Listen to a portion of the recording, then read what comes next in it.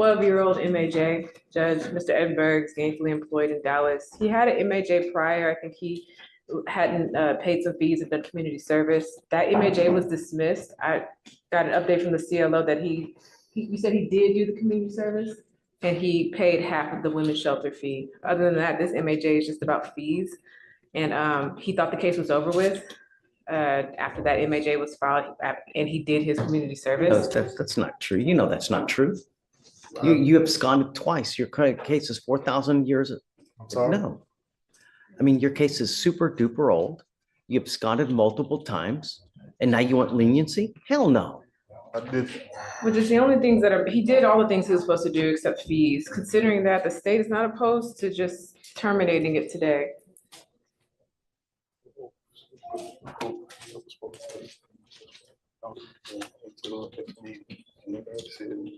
With regard to the fees, his last parole officer put him in a program that was supposed to take care of the fees. At the last, How'd that go? at the last probation meeting, they told me How'd that I go? was good to go and over with. Obviously not. It's Obviously. your responsibility to get to, it's no, but the problem is, Mr. Edinburgh, is that if I cut you loose, then that means it's enabling you, telling you that your behavior is okay for you to do what you're doing, and it's not.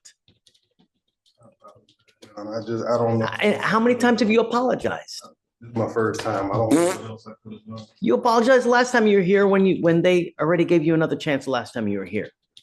You apologized when you got on the deferred in the first place. The first time I came to the court on the violation, it was a mix-up with community. There's always an excuse. There's always this and It's that. not an excuse though. They said I didn't do it, but I had done it.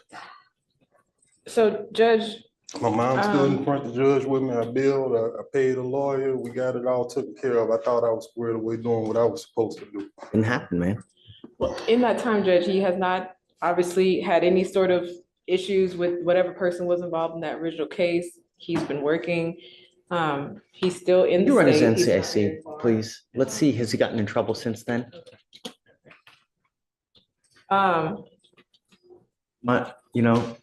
Julie, my only question is, has he gotten in trouble since he's had this case? To me, that will be the determining factor if he's gotten in trouble. If you've gotten in trouble since then, it's a no-go.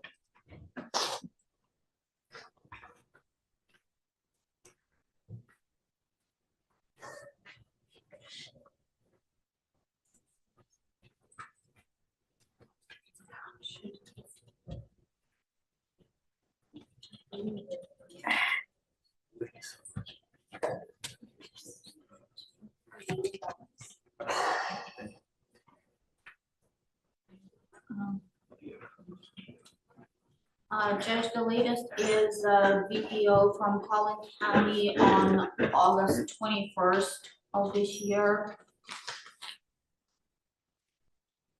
And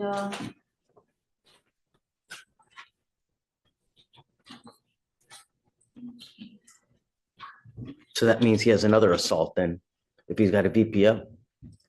and in 2022, there was something from Louisiana as well. Domestic abuse battery. He goes with you. Sorry, dude. Can't continue to pick up cases and expect good results. I'm issuing now a warrant. I'm going to redo this. And I'm going to allege all those criminal violations that you've had. You can't continue to do this, man.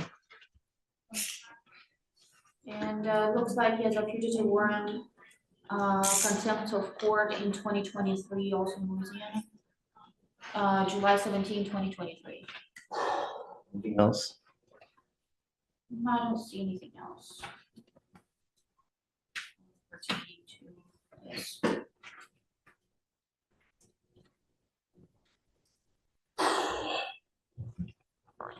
Did you think this was going to be easy? No, sir, I didn't. I just not 100% sure what happened. No. You know what it is, Mr. Edinburgh? Your temper. It gets the better of you and it causes all the problems that you have. And at some point, you're going to have to learn to control that temper, because hopefully, and God forbid, it puts you in a point where you can't dig yourself out of a hole where you end up doing 50 years, 75 years because you make a rash decision that's a life-altering, changing decision. I don't understand how something can get under your skin so bad that causes you to lose absolute control when you know that you're on probation as it is, that you have a warrant for your arrest that's 4,000 days old, and you continue to pick up cases. How on earth did we never hit him on the fugitive warrant here? You know what it was? Probably Harris County just didn't want to go pick him up out of Louisiana. That's what it was. They released you. They probably told you you had to come back here to take care of this, and you never did anyways. How many times that happened? It was with you. Jillian, I think what we should do is just 30, and then we cut it loose, and then that's it. 30, and then just be done with it.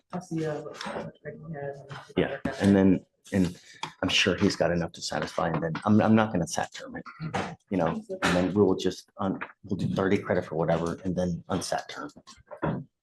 I'm sure he probably is sufficient. I mean, if you want to call out fugitive warrants, you know, because if you call it fugitive, it's probably hold with this case for all that stuff up there.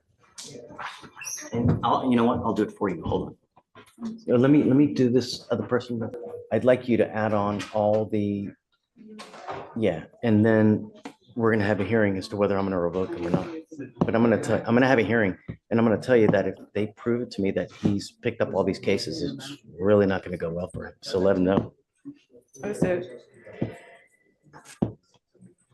So he can do the 30, you know, we'll set him off, but I'm gonna have them get all the JNSs for everything. And then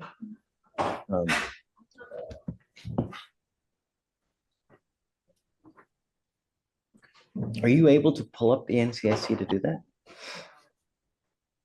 Okay, can you print out an NCIC search? Do you know how to?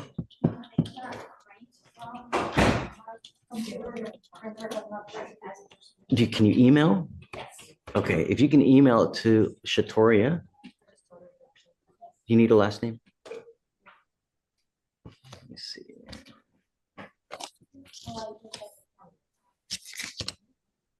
We could email, yeah. Oh, okay. Judge, how much are you gonna set the bond? No, I'm gonna leave it as is, but I'm gonna put conditions on it.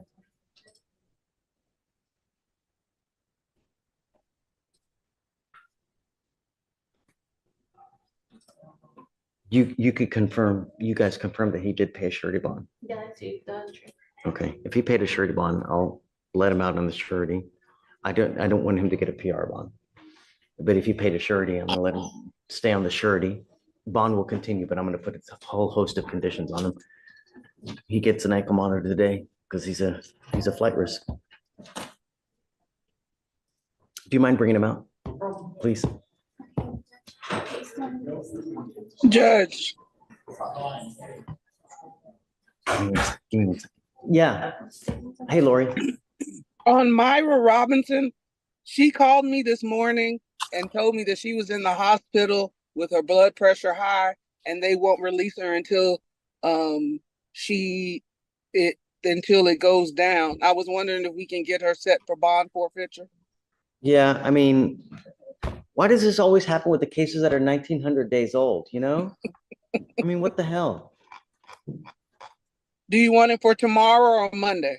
Well, no, I guess let's just do Monday. Okay, And I'm setting it SFBF. If she doesn't show up Monday, I'm gonna make her bond like 10 times how many days she's been absent. yes, sir. One more thing. Did you get my text about Yes, Mr. Shelby, we can put it on Monday. Monday? Okay. Okay. No, oh yeah, Robinson S. So what day you say, Monday? Yes, yes. Got it. All right, thanks, Judge. Okay, bye. Bye, Lori. You said 2 cases? Yeah, let's see. It's a BVR here that I have that I'm gonna give it to you here momentarily.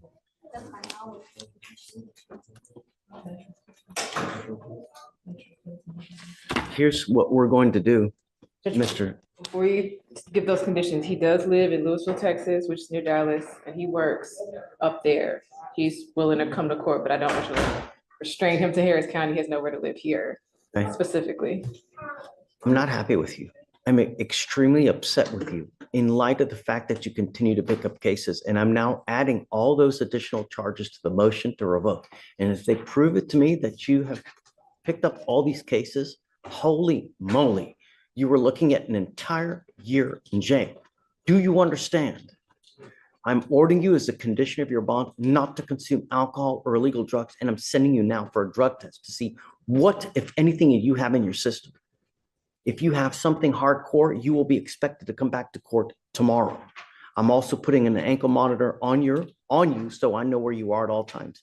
The next time you take flight, I will 10 times the bond that you have now. Do you understand? I'm ordering you also as a condition of your bond not to be in possession of any weapons.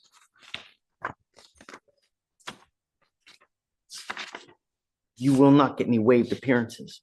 We will I'd like to set this for a hearing now. However, how long do you think it will get to JNS's? I don't know, Judge. Okay, let's do this. I'm setting it off for 1 week. You must be back here next week,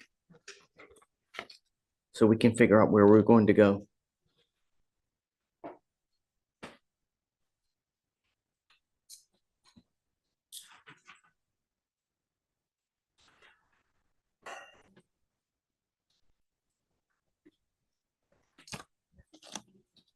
And in the week, if you can start doing the research to find out how to get JNSs on all those cases, because what we're going to have to do is probably bring a fingerprint expert to match his fingerprints from the JNSs to the fingerprints here so that we can prove that it's actually him that picked up those cases.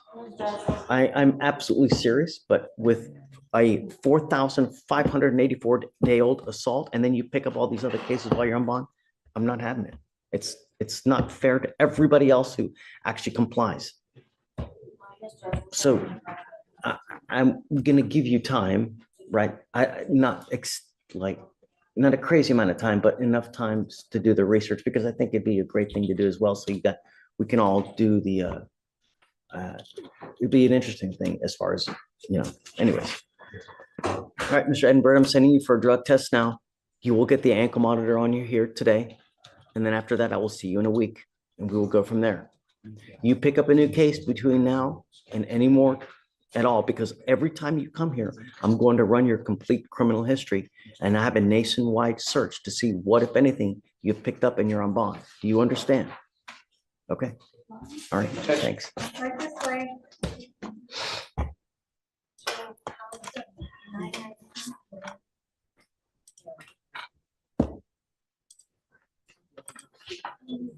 I'm still not able to sign the conditions on Bautista. Conditions on Bautista?